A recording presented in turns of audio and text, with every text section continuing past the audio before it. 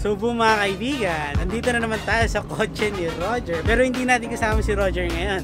Ang kasama natin ay si Katsibagan Vlog! Kat, saan tayo pupunta? Wala. Kukunin lang ako. May kukunin ka lang. Sino sinama mo? Oo, kasi wala akong kwenta sa bahay. Ngayon kasi, ililibre niya na ako. Yahoo! Parang ikaw dapat yung manlilibre, hindi ako eh. Dapat ikaw yung nalilibre, Katsibagan Vlog yan eh. Wow! May pa ganun? Kat, anong gusto mong regalo sa December? Gusto kong regalo? Ano? Kahit ano. Bahala kayo. Hindi naman ako choosy, you know. I appreciate all the little things. Kaya na lang, pagmamahal na lang.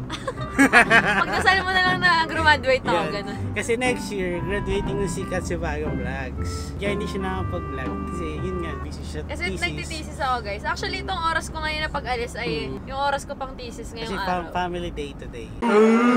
Pero Sunday lang talaga yung wala akong pasok. So parang ang hirap i-manage. Ito yung time niya for me. Kapal mo.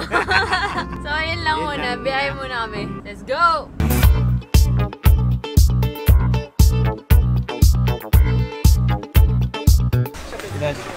Yes. Naghanap natin dito. Titingin na tayo ng Gagastusin na naman. Gagastusan. Naghanap kami ng pressure cooker dahil mahilig magluto nga si daddy ng mga ulam namin. Ngayon, nahihirapan siya magluto dahil matagal palambutin yung mga Oo, matagal palambutin.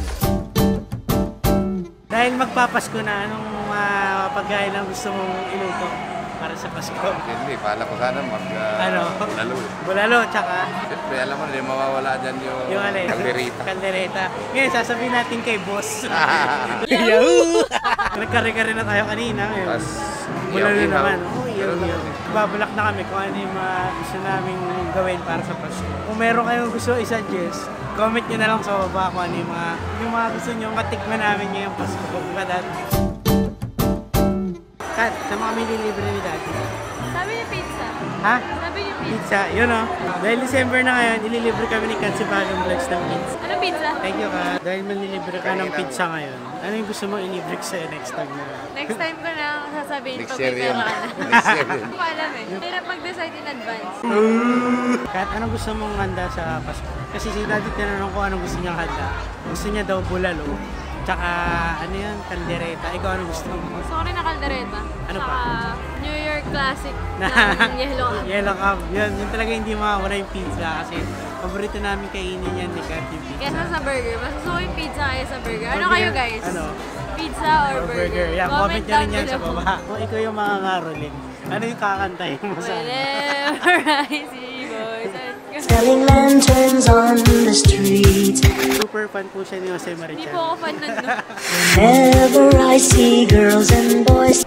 Sabi mo, so mga kaibigan, nailibre na tayo at kakainin natin sa bahay yung nailibre niya ni Katrina para sa amin. Diyan ka muna. Ako dyan sa harap. Ako sa harap, boy. Ako na libre. Ako boss dito. Okay talaga.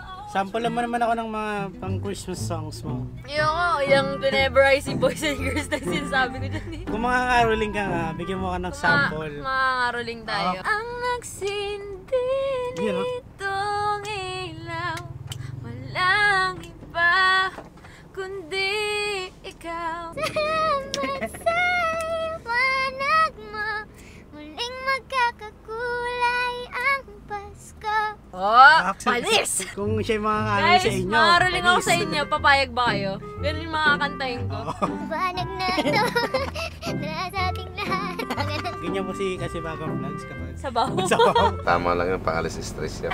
Yeah. Pag stress na kayo in life, syempre umarap kayo ng way para maging masaya kayo. Hindi yung stress ako. Stress Hirap ako. mag-aaral. Hirap mag-aaral. Pag napagod kayo, pahinga lang pero hindi kayo titigil. Alam mo sa nag-aaral, pag hindi pa mapasok yung lesson sa ulo mo, nakakapagod. Kaya nakakapagbulakbol. Yun o. Pero kung pasok na pasok sa utak mo, sarap. Anong araw pag hindi mo pumasok sa utak ko? Ano ka? Bye-bye. Bye-bye na. Naparami ko, binigyan isang Alis ka na.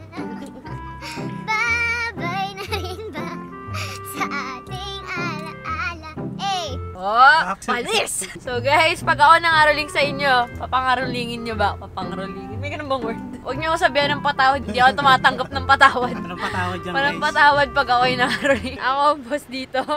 Pabalik na kami sa bahay. Kasi meron pang gagawin to si Kat. Kala mo ganyan-ganyan lang. Nagtala ako pero... Pero marami kailangan gawin niya. Kaya kailangan namin bumalik sa bahay. Oo. Makapagpahinga na ako dahil nag-i-edit pa ako ng vlogs. So kita-kits tayo dyan sa bahay. At ayun na nga guys, no, nakabalik na nga kami ng bahay. At syempre, kuya ko ay nag-i-edit ng vlog niya. Kung ikaw ay tatanungin, anong gusto mong handa natin sa Pasko? Gusto ko yung mga subo.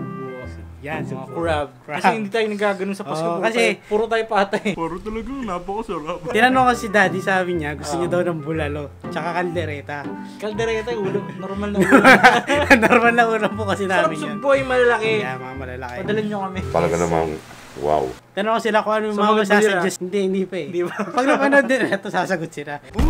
Yung mga isasuggest nila na pwede natin lutuin. Padalan nyo kami ng subo. Yan, mga Sa mga taga-Bulacan. Kaya mahilig kasi sa seafood to si kuya. Ang subo, tsaka ipon, allergic ako doon. Pero nilaban sarili. ako doon kasi sarap yun eh. Sarap eh. Pero gusto niya talagang matikman guys, is yung lobster. O yung Lobster. Sobrang mahal kasi. Kung may mayaman dyan, Lobster. Nag-edit pa ng vlog si... Vlogger na, editor pa. Throwback video mga kaibigan. Itong video na to is about dun sa montage ng kotse natin, na video ni Roger Racker. Okay, nag-BTS nung nag-shoot siya ng kotse niya. So, eto na. Boom boom na naman. Parang araw na pa ng pagbablog ulit sa kotse, mga kaibigan. At boom boom pa rin ang kanta rito. Ano boy? Hindi ka naman nagsasawa sa boom boom na yan. Yung boom boom lang sa mga sir.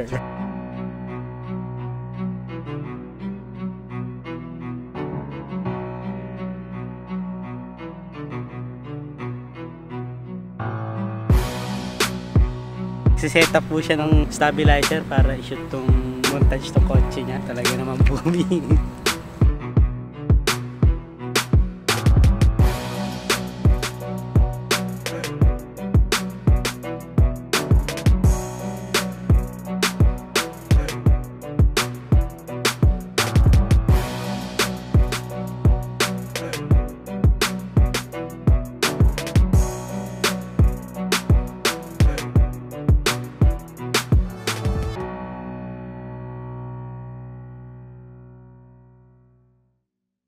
Oh, panis! Anong masasabi mo sa kanila dahil achieve na ni Kuya Po yung isa niya sa milestone niya sa buhay niya?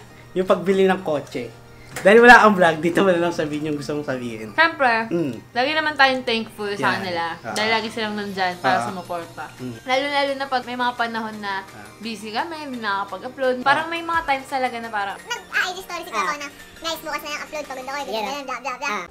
maraming salamat kasi lagi kayo naghihintay at nag-aabang at sumusuporta lagi sa mga ina-upload nila. Kuya, niya, ako kahit wala nang upload. Nandiyan pa Sinusuportahan rin pa kayo. rin, Yun.